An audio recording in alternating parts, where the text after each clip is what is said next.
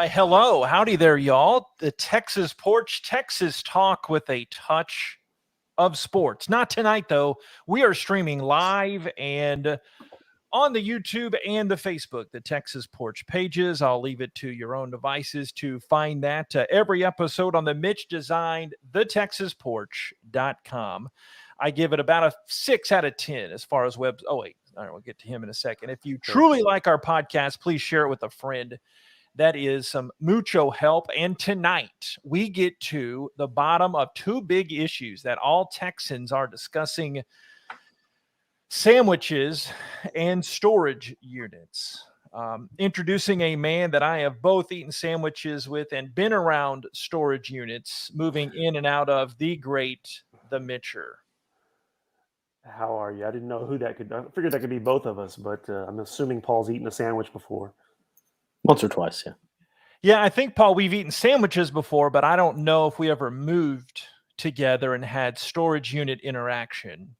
We talked about rooming together at one point, but we never actually took that plunge. So, yes, I don't think we ever entered that marriage of storage units, maneuverability, filling, unfilling, canceling out, trying to get the deposit. I don't think I've ever been through that battle with you, sir. Not a real friend.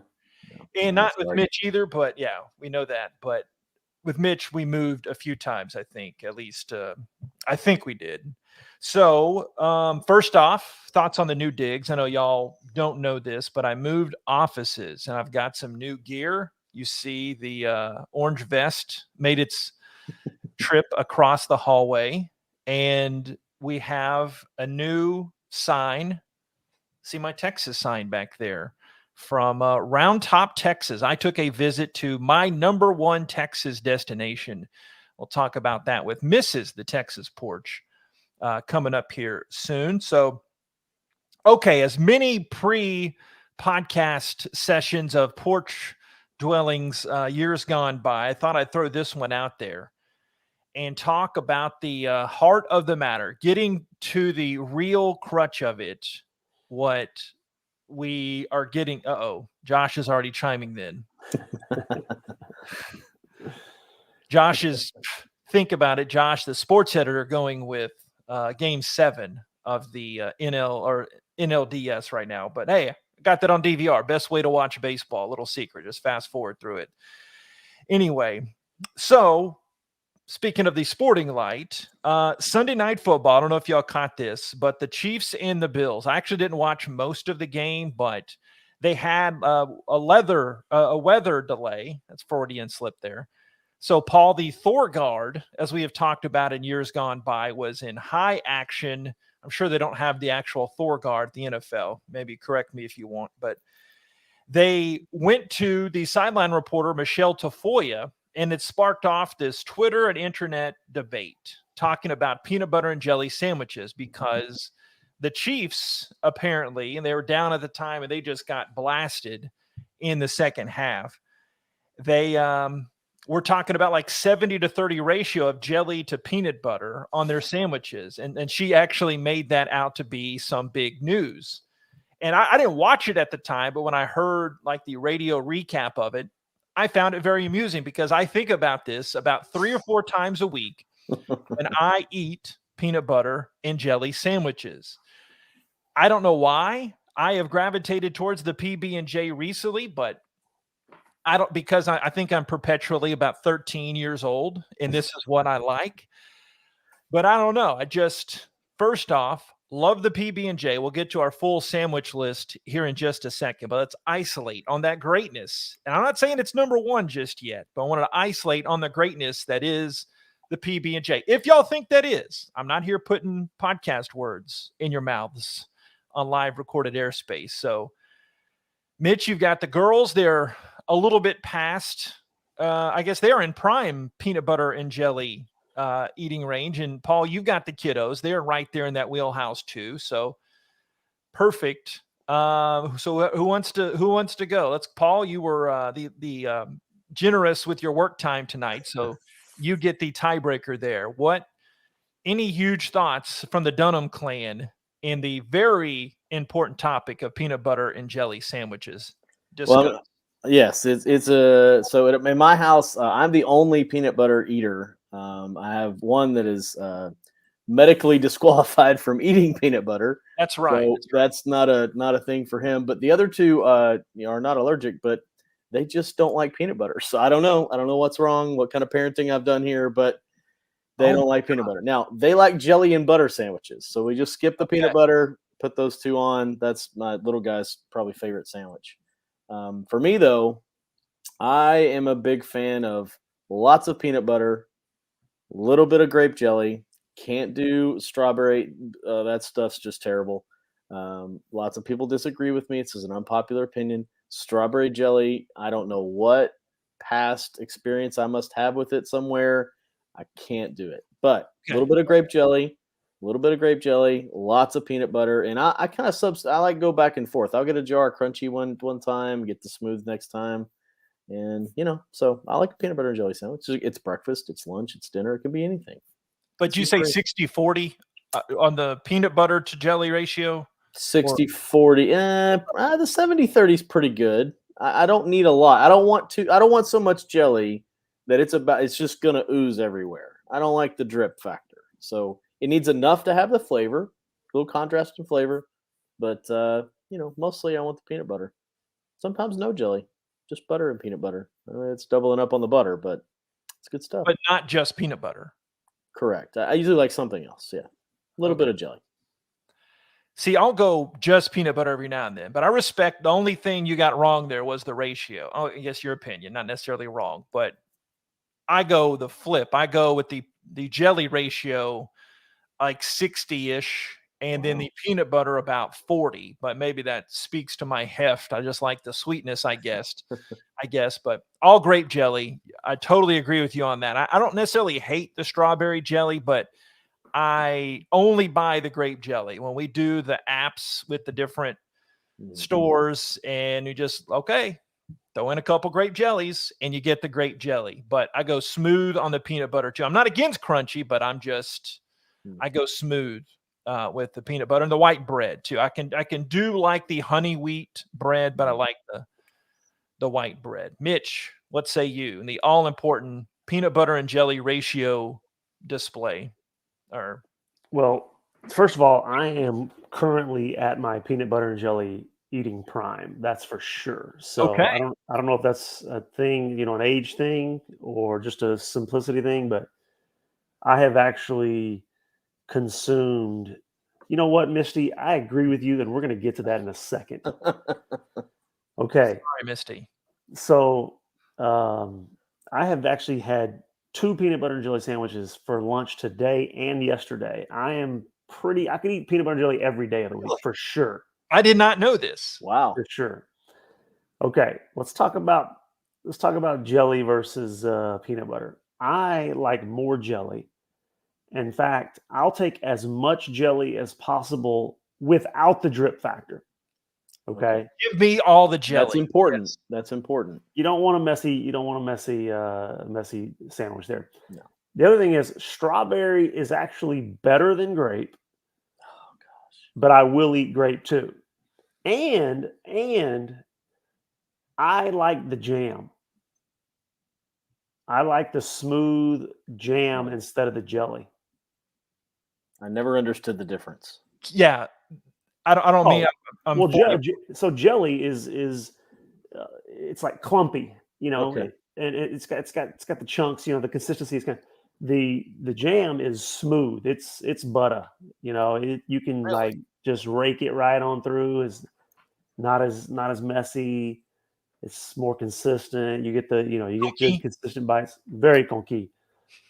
And I don't know what you're doing with the white bread here. The honey wheat, especially the wheat part of the peanut butter and jelly, is essential. You must have wheat. Plus, for the health factor. But 2, it's just it offsets the sweet a little bit. You already said, Paul, the health factor. You're not sure where health comes into this, but okay. And I'd say grapes are good for you. Yeah. If you eat spinach with it, it's also healthier. Well, yes. Okay. But here's the most controversial thing I think for me with peanut butter and jelly, and that is I like mine lightly toasted. Really? Lightly toasted bread.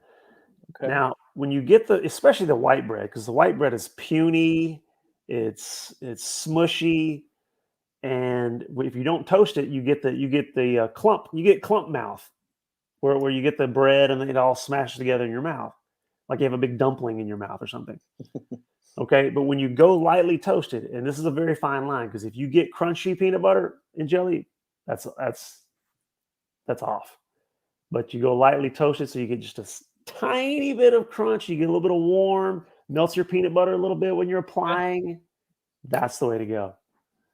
I'll try that. I'm up for that. I'm not against the toasted. I've never tried that. But what's your ratio on your peanut butter versus jelly? Apparently, I mean, first of all, I like a lot of both, but I do like more jelly. So I mean, I'll go 60-40 jelly, 65-35, something like that.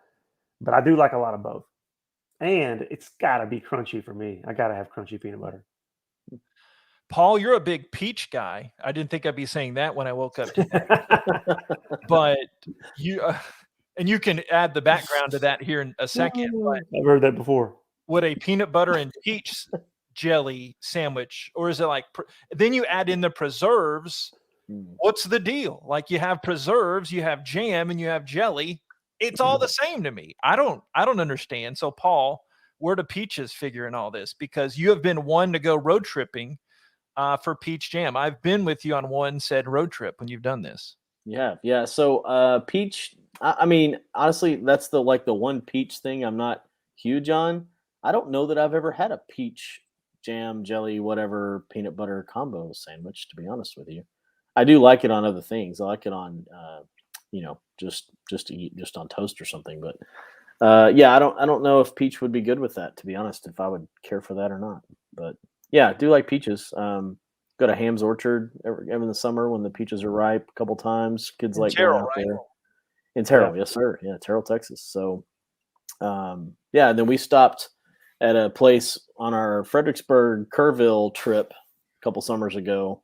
I don't even remember the name of it now, but we stopped and got some peaches and some other peach products. But you should try the peach. You should try the peach jelly. It's pretty good. Gonna have to do that. It's pretty good. Oh, and a preserve, by the way, that's like it keeps the fruit intact, but it's preserved inside of the sugary, syrupy, jelly-like substance. So it's like the shape of the fruit's intact.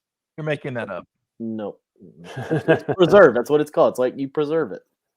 Somebody out there will correct us, but I think that's right.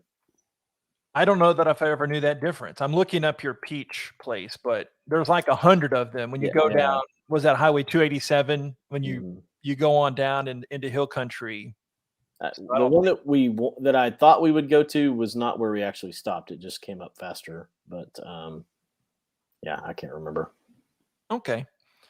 So I think we've settled a lot here. We both like the peanut butter and jelly, but just to refresh, Paul, you're on the incorrect side where you like more peanut butter, and Mitch and I have more jelly, the correct stance, but we have different flavors. You're the strawberry guy, right, Mitcher? Prefer strawberry, but really you cannot. I mean, you can't go wrong. I'll take any flavor jelly. Okay. I think we settled a lot there. Did you know, and I got this from NPR, Mitch, got to go into my NPR voice here. And according to the National Peanut Board, the first PB&J recipe appeared in 1901 in the Boston Cooking School magazine of culinary science and domestic economics. So we're only in like 120 years wow. of having the PB&J, and no more jelly. We are clearly poorly evolved species. Okay, True. 3 commerce guys and 2 others in the wings that aren't on tonight, RIP Lamar and Kevin. But this is where we should pay respect to one of the great quotes of all-time commerce. I guess this would be A.C. Williams. Do you know where I'm going? I know Mitch should know where I'm going. Wait, does it have to do with peanut butter and jelly? Because I'm lost. It goes with jelly. So I think I know where you're going here. Miss Cozart was my 4th grade teacher. Mitch hadn't made his way on up to honors yet. He was still one of the regular kids. GT. Mm. Us highly enlightened, and look where I am now, doing a podcast About sandwiches. I had, by the way, 10 o'clock at night. Not to get off on a tangent here, but GT. I had issues with not being GT. Like it was something that I aspired to. Yes, because I wasn't in it, and so I was just like, man, what's going on in there? What are they doing in there? Even better, I would flip flop. One year I was, one year I wasn't. So then I was like, what did I do wrong? Like, did I not perform well? Did I not, my performance anxiety just welled up in me in my tiny elementary heart. So how was I the most How was I the most consistent one, yet I am the biggest failure of all of us? I don't understand that. But anyway, so we're doing limericks. We're learning limericks in Miss Cozart's class in 4th grade. Oh my gosh, it made me cry. And the late great Stephen Gibson utters a limerick that it goes into lore, all-time commerce history. Jelly, sit on my belly. Jelly, sit on me. Brilliant. Snaps. In scene. That's it. That will forever. We could be doing this stupid podcast when we're all in our 80s, and I'll never forget that quote. Unless I flip flopped. Was it the jelly sit on me first, or then jelly sit on my belly, or did I butcher that? What were y'all doing? Poetry? What's the genesis of this weird limericks? Oh, okay. That's an odd limerick, but you haven't heard. You don't remember this? No, I do. I do. I couldn't pull it off the top of my head, but yeah, I remember that. I think I remember your obsession with it. Yeah, that's what I remember most because I wasn't in that class, but I remember hearing about it, and obviously it still rings a bell. So have been the one that's perpetuated this all these years, and my 2 best friends don't even remember that it happened. Okay. Anyway, jelly, sit on my belly. All right. That's getting on the end of the show clip right there. So top sandwich places in Texas. I've actually been to the very first. I'm such a lazy researcher, but I admit my laziness. Only InYourState.com has the Texas best sandwich places. I've actually been to this one with broadcast buddy David Salzman. He took me to Noble Sandwich Company in Austin. Mitch, you go down Austin way a bunch. You ever been to Noble? Negative. Okay. Noble Pig, smoked duck pastrami, in the knuckle sandwich are their 3 top ones. Sounds delicious. Very controversial, though. Why controversial? I mean, for me, sandwiches got to be simple. Just a good old sample lunch melt, turkey melt sandwich, or peanut butter jelly. Peanut butter jelly. Are we doing rankings yet? Because no, I just wanted to mention that's what they said was the top sandwich place in what Texas. Was the first one? I already clicked off it. Sorry. So pastrami. Come on. Yeah, there was a knuckle sandwich, or I think it actually was a knuckle sandwich.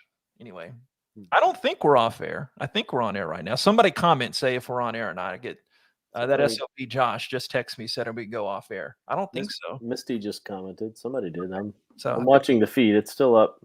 Okay, good. Josh, get back to your newspapers. Okay. Don't mess with us professional podcasters. So yeah, top sandwiches. I have a list of 7 or 6, a real list of 6. So, Mitch, Paul went first last time, so you go first. Give me a couple right now. Let's do kind of 2, 2, and 2. Okay, we are still on air. Oh, yeah, Josh says never mind.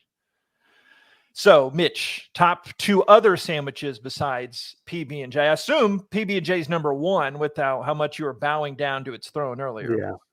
Yeah. Just in terms of utility, peanut butter and jelly is definitely number 1. I mean, not the best tasting. I mean, you could go out and get a really nice, sandwich. You'd probably enjoy it a little more, but peanut butter and jelly is just the best sandwich. Again, I mean, I think the kind of the Italian type sandwiches, like your, you got the salami and the, and the pepperoni, whatnot. You can't go wrong there. Those are good. Like anytime I go to Subway, it's the BMT, the Italian BMT for sure. So I'd go there, and then I think I'd just go with a barbecue sandwich, just like chopped beef sandwich. To me, those are my those cover a wide array of types of foods too. So I think I'll take those three for sure. You're right on the Italian, but you missed the actual greatest Italian sandwich is the meatball sub. I kind of I like meatball sandwiches, but a lot of meatballs. You can go wrong really easily with a meatball sandwich. I mean, if you got too much sauce, things go sideways. Yeah, it really goes sideways. Yeah, you're right. In a number of ways, because or if your bread gets too soggy, it's the worst. Yeah, the it's worst just thing a pile. For a sandwich is soggy bread. Yeah, you're knife and forking that thing at some point, which is not terrible, but it's not a sandwich anymore. It's just a pile. It's a platter of carbs. Tasty, but yeah, meatballs. A lot of things can go wrong. You have it rolling down your shirt, you can lose one. I don't know. Yeah. All right, Paul. You got to feel extremely confident to go for the meatball sandwich. You got to be just feeling on top of your game. Yeah. And confident. But oh so tasty. Oh so tasty. Definitely. Josh says one of the kiddos likes tuna. Figure one positive is with the smell at least keeps the boys away. Hey, keeps this boy away. I don't need any tuna. No, thank you. I'm a fan of tuna sandwiches too. The chicken salad, great sandwich. I did not put it on my list, but him saying tuna reminded me of chicken for some reason. So. Is this chicken I'm eating, or is this tuna? Chicken in the sea. My turn. I like sandwiches. I'm not mad at any of them except maybe the tuna. I like a good carved roast beef sandwich. Dip it in au jus sauce. Yes, sir. Plenty of mayo on there. I'm a mayo guy. I mean, mustard's okay. Maybe on a hot dog or a brat. But other one would be like any type of club with the turkey, ham, bacon kind of combo. Good lettuce and tomato on there. BLT's good. Not mad at a BLT. Plenty of mayo on that. Again, I like mayo. What else? I mean, a plain old turkey sandwich is pretty hard to beat. That's on my list too. Love me turkey and mayonnaise. That's my go-to. Yeah. I mean, I like ham too, but if it's like a Jersey Mike's or something like that, you get that anything that they throw on there that's fresh carved or whatever is probably my favorite. But okay, it's my go-to is a Mike's Way, no onions club with turkey. It's kind of the way to go. Here's a bold claim. I would say outside of even breakfast too. I mean, think about it. Y'all have known me a long time. I guess you wouldn't know really now my meals, but 70% of my meals could be sandwiches. Oh, easily. Okay, so that's not crazy. I thought I was shooting very high there. No. The sandwich is the greatest food ever. Because what doesn't work on it? Give me a hug. You can even let's hug it out. Yeah. Sandwich hug. Okay, I thought I was on this. No, man, you're safe with us, man. Yeah. We're safe here. If you mix in including a wrap, like I can put anything in a tortilla. Okay. Is that a sandwich? I don't know if we get that in debate, but I can throw anything in a tortilla and make it sandwich-like. A wrap is more a taco than a sandwich, I think. I didn't think you'd say that today either. More of a taco than a sandwich. But I'm not disagreeing with you. I'm just processing. I got to have time to think about this. Because you hold it and you kind of shout it out. Yeah. Hilarious. All right. Y'all both missed the other easy one. Mitch, you talked about ease and flexibility. This next one has to be, it's a little more high maintenance. It's kind of up there in like AAA ball, like it's professional, but it's not quite major leagues, but it's still really good. But it gets a cup of coffee in the big leagues from time to time. The grilled cheese. Yeah. I got a little guy in my house that will crawl over anything to get to a grilled cheese. So I'm with that. I don't mind it. Yeah, and you can add stuff. Just throw Bacon. junk in there too. Yeah, Bacon grilled cheese, roast beef turkey, grilled cheese, ham. good Yeah. stuff. Do you dip the grilled cheese in anything, or what's your flavor there? Yeah, I mean, maybe if I've got soup or something, maybe. Tomato I'm soup. not a big tomato soup guy. My oldest likes that. Owen Okay. likes that, but Grilled cheese is up there for sure. nice. The only other one I think, I mean, the breakfast sandwich. Obviously, it's a meal and it's a sandwich. But the other PB&J, like Mitch, you mentioned you have it. Like me, again, here we are, such tight friends. I didn't know we shared this bond of having PB&J 3 times a week. So, do you have the chips with it, or do you just have the breakfast sandwich? No, sorry, PB&J. I went off on the Well, tangent. Cheetos is the best chip for a PB&J. I mean, it just goes so well with it. Okay. Contrast flavor, little cheesy crunch. Gotta have a crunch with the PB&J for sure. But not chips are good. But not cheese puffs or the bigger one. It's got to be the Cheetos. But really, we'll eat any potato chip with a peanut butter jelly. But definitely the Cheetos is the best.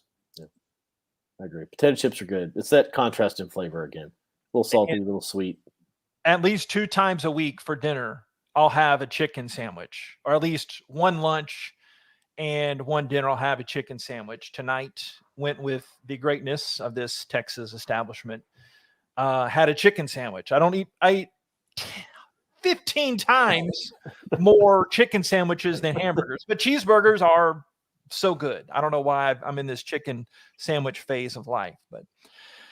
And then tease ahead, I had a Savannah chicken sandwich at Round Top. Mrs. the Texas Porch and I might have a recap. Hope we will have a recap episode on that. I had sweet chili on the chicken sandwich. Paul, you're the culinary expert. Have you ever had sweet chili? Like a sweet chili sauce? Like, yes. That's the flavoring? Oh, yeah, I love that. Yeah, it's good on top of anything. Yeah. I really liked it. But I didn't know what I was getting into, but it was really sweet and not really that much chili. So I dug it, and anything at Round Top Cafe, tease ahead, is amazing. And I don't know, I just had a chicken sandwich there because I have them 3 other times a week. So why not then? But all right. We have time for storage unit talk. I guess we teased it, so we do need to talk about storage units too. But bravo, you guys. Treat yourself to a sandwich the next time. I'll buy bread and the strawberry jam this time for y'all. Lightly toasted. So, this has been on my mind a lot because, as you may know, the Heaths made a move down south to the big city, at least close to it. And we had a storage unit, and I had one night where it was a good haul. I made 2 trips. I was on the road about 6 hours one day it was very beaten. I think I told y'all separately, or one of you or none of you. Maybe it was Josh. It was probably one of those. Yes. Yeah, you're all the same to me. We had to fit into one of those categories. All of us. I don't know. I probably told both of you, one of you, or neither of you. I'm not sure. Yeah, it's one of those. And the Mrs. the Texas Porch and I went up to clean out our storage unit because like 2 days later, we were going to have to pay an extra $90. It's like, I could afford it, bragging montage, but just for the principle of it, I didn't want to pay the $90 when I could just make one extra trip. I already made the one trip, and I decided, you know what? I'm going to come back down here to the new house and then go back up to the storage unit in the Pines, get the stuff, and come back. Yeah, I think it was Josh, because I invited him to eat at a chicken finger establishment. No one cares about him. Yeah, no one cares. Josh, you hear that? Watching that with a single tear trickling down his cheek. So I did it. And again, can get off into a longer tangent here because I had so many random Paul and I are fans of texting each other random things at grocery stores when you have duct tape, mayonnaise, and pliers, So, but in that same vein, It always has to be mayonnaise, by the way. You got to throw in the mayo. I don't know why, but mayonnaise a heavy player on the Texas Porch podcast episode tonight. Yes. But I had like one of Mrs. the Texas Porch bookshelves. It was sentimental to her because a lot of her former students had written certain things. So, okay, we packed that up. And then we have a jug. I have it right here below of like my old cassette tapes from like 25 years ago when I started broadcasting. We have those. And then you have some pillows. And then you have these shelves or these cabinets. And then, of course, there's like your winter jacket. So I look like the biggest WT that I probably am. Let's face it. Moving on up in the world, though. Yeah. Dude, okay, comments are flowing in here. Yeah, Josh did ditch me at the chicken place, but I didn't give him much of a fair warning. There you go. So, where was I? Oh yeah, WT, and I was done with the storage unit, but we had it about 3 months, and I had to have made 75 trips from our Lufkin house to the storage unit, strategically placed. I strategically got the one that was closest to our house. And I don't know, it just seems like, here's my blanket indictment on storage places. What's going on with them? And it seems like there are more storage units out there than people need, because I'm driving a lot. And I know there are a lot of people, and we got the great state of Texas, a lot of people moving in, whole other separate gripe, right? Or kudos. But why do we have so many storage units? And what's the deal with storage units? I think it's, if you build it, they will come, because people are, I feel like, moving a lot, and we accumulate so much junk. I mean, I can just look around my house sometimes and I say, where did all of this come from? Most of this did not come into this house 12 years ago or whatever. How do you just accumulate so much stuff? So then if you do move, whatever your downsides, upsides, whatever you're doing, like, you probably don't want it all in your new house or don't have room for it. So it's got to go somewhere. And these people are, they're throwing these things up, these little metal segmented buildings, and they can throw them up pretty cheap. And then it's a perpetual money grab. Mm-hmm. So quick story. The late great Warren Dunham had a storage unit in Commerce, Texas. My dad. Yeah. My late great dad. So he, when my grandmother passed away, when we were seniors in 95, he opened up a unit so that we could rent out her house. And we had some stuff that, some things that we just weren't ready to get rid of. We didn't know what to do with, furniture, stuff like that. So we booked the unit. Well, 20 years later, he didn't want to part with it. So we had paid on this thing for 20 years of this stuff that eventually we basically just threw away, what nobody could use. Mm-hmm. More things had come in and out. I had thrown some things in there too, but like 20 years, like, you could have built an incredible storage building on your property for that much. We look back and go, why did we do that? But it's just, you just couldn't get rid of this stuff that had to go somewhere, couldn't fit in the house. So that was my storage unit story. Yeah, we're going through that right now. My dad, believe it or not, I was just there last week. He has 4 units right now, 4 storage units. Wow. In Seatown. Yeah. Wow. Because I took keeping the economy going. Yeah, he's keeping it going. It is multiple hundreds of dollars a month that he's paying for this storage stuff. There's probably a little pack rat in there, but I'm like him, like, I don't really want to throw that away. Hence the broadcast cassettes and the VCR I have here, because I have all these video VCR, what do you call them? Videotapes. That I was like, I'm going to dub those over, I'm going to do that someday. But anyway, so yeah, he has all these storage units, and I brought a bunch of stuff. We went to the family farm in North Dakota a couple years ago, and I finally gave him some of the extra stuff that I've been keeping in our recent storage unit and gave it to him to put into his storage unit. So it's like, oh my gosh, I've fought against the evils of big tobacco, and now big storage unit is taking over my life here. Anyway, Mitch, you have any hot opinions, bold takes, if you will, on storage units? Well, I mean, first of all, Paul's nailed it when he's like, we got too much stuff. It's an indictment of how consumer, driven we are. It's just insane. It's insane what we're accumulating. Mm-hmm. I mean, I've certainly had a storage unit or two, but fortunately, I guess, at least in that department, Amy is pretty frugal when it comes to that kind of stuff. So, there's I don't know that we've ever carried one actually, since we've been married. Really? Yeah, I don't think so. I mean, we may, when we lost the house in the tornado, and we were in transit there for about a year, maybe we did, but I certainly don't remember it.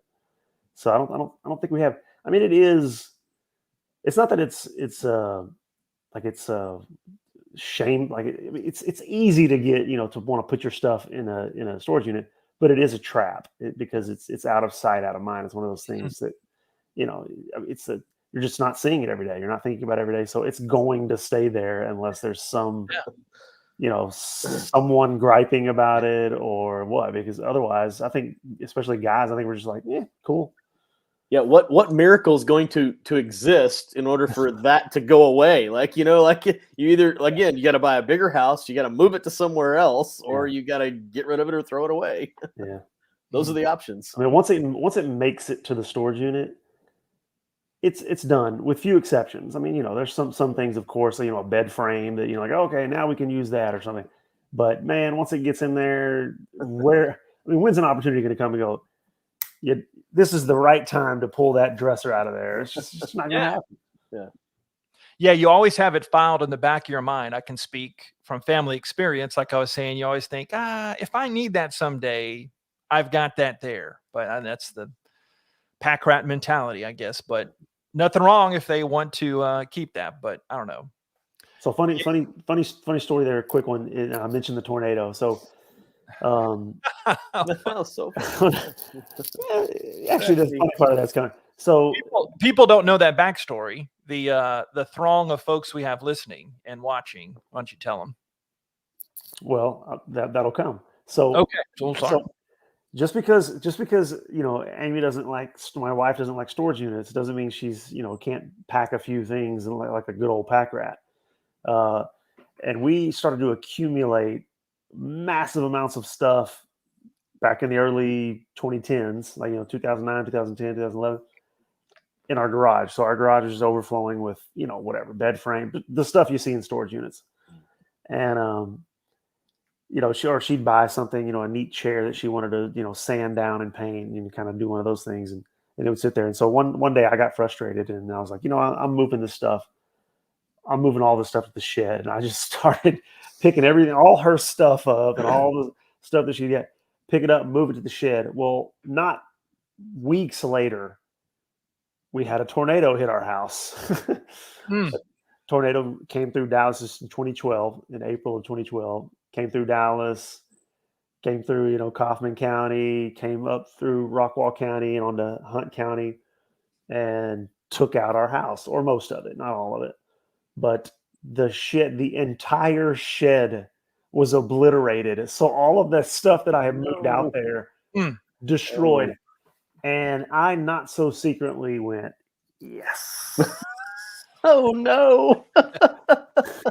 Problem solved. Boom. Thanks, nature.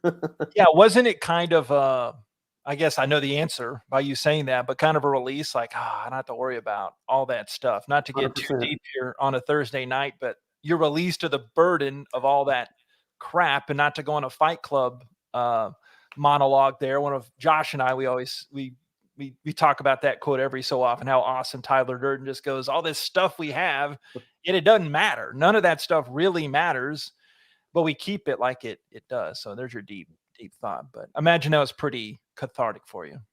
Hey, if you guys aren't busy this weekend, I got to move a Peloton out of a storage unit. Actually, like, it's a Peloton bike. Swing by sometime. You really do? Maybe. Is this? Well, it's a real thing. Yeah, it needs to happen. But Yeah, I'm busy. Are you busy? Oh Yeah. Okay. I'll be in San Antonio actually. Maybe another episode surrounding that. Yeah, thanks, guys. Appreciate it. If you legit already have a Peloton in storage unit, that's awesome. I don't, but someone I know does. So you're You might or might not be watching right now. Just saying. You're getting this Peloton? The Peloton is in storage temporarily that needs to be moved to a more permanent location. I think we know who's getting it. So we're devising a way to make this happen. But if you're free, I'm just saying you could come help. The bike Peloton or the new treadmill? I guess it's the bike one because the treadmill is one. the newer one. Okay. Bike one, I believe. Yes. All right. More I'm busy for the next 3 or 4, maybe 6, 7 weeks. So Okay. All right. sorry. All right. No problem. Appreciate it. Guys, job well done. Job well done. Anyway, thanks for joining us on the very common connection of storage units and sandwiches. So Yes. I'm going to have to get with our graphic guy and see if he can whip up one storage unit number 23 and some nice grape jelly in there. So Nice. anyway. Beautiful wrap. I'm going to go make a sandwich. All right. Y'all have a good one. We went over our time, so that's bonus time. You don't have to pay us extra. Have a good one, folks. Have a good day in Texas. Sports. It's the Texas Porch, Texas talk with a touch of sports. If you like to hear any of the other back catalog of amazing conversations just like this, go to the Mitch designed thetexasporch.com. Remember, we're live on YouTube and Facebook generally every other Thursday night. Some other stuff still in the work. It's coming. We're going to do some other stuff. But we have the Cowboys every week on those post-episode podcasts. You try to have a full-time job and do this stupid pod. I don't know, not you, but anybody. Just ranting to myself there. But don't forget our Cowboys post-game pods, YouTube and Facebook. And again, share us with your friends. Have a great night. God bless you and God bless Texas. We'll talk to you next time out here on the Texas Porch. Sports. Adios, folks. Jelly, sit on my belly.